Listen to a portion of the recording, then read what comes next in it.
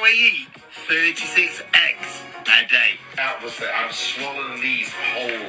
These are raw eggs. Obviously, I was even scared of the cholesterol thing. It's all absolute bullshit. Cholesterol is unbelievable for your health.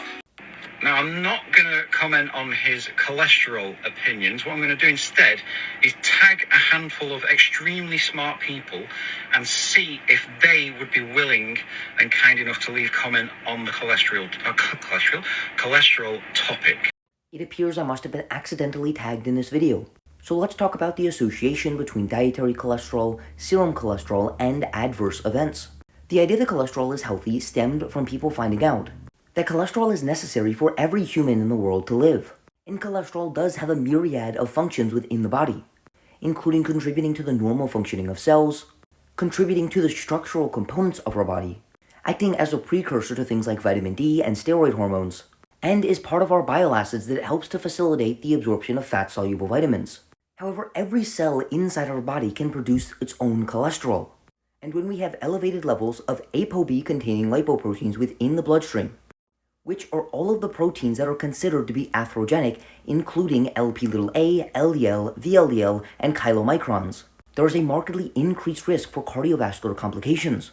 And we have millions of data points, including genetic studies, observational studies, randomized control trials, and other forms of evidence, to indicate that the more time that you spend with elevated serum cholesterol, the greater your risk of all-cause and cardiovascular mortality, which is now referred to as cholesterol years and is directly proportional to the amount of plaque accumulation an individual has. When it comes to the idea that you can have too low of serum cholesterol, we have multiple studies that take LDL cholesterol levels in patients and put them through the floor. What I mean by this is that high LDL cholesterol levels is considered over 160, and optimal is considered under 100. We have studies where they take patients and put their LDL cholesterol level between 20 milligrams and 50 milligrams per deciliter, which is extremely low.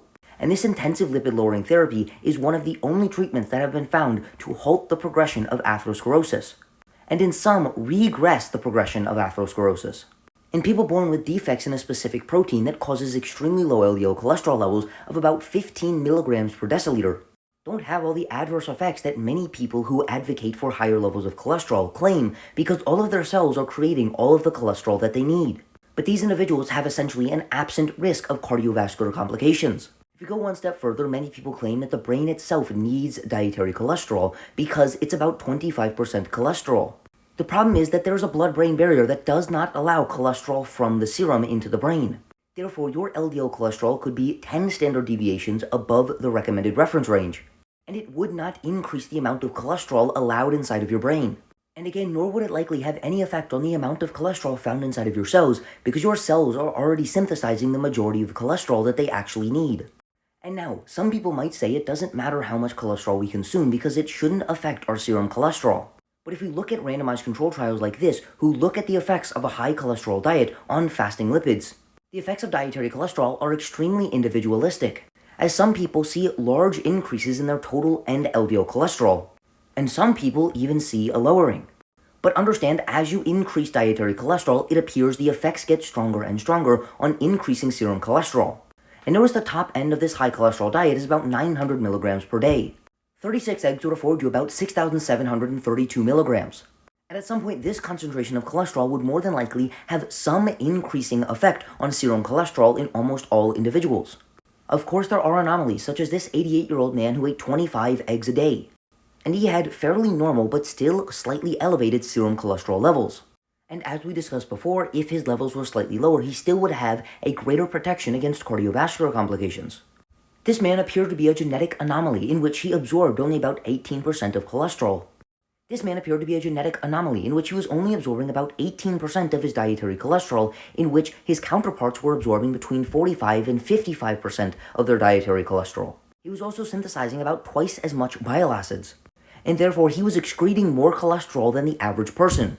So yes, there are anomalies that can eat extremely high cholesterol diets and have normal cholesterol levels. But on average, as dietary cholesterol increases, we see increases in total and LDL cholesterol levels. And given that this is probably one of the highest cholesterol diets that you could possibly consume, it would be safe to assume we would see an increase in his total and LDL cholesterol levels. And based on the millions of data points that we have currently, would see an increased risk of cardiovascular complications.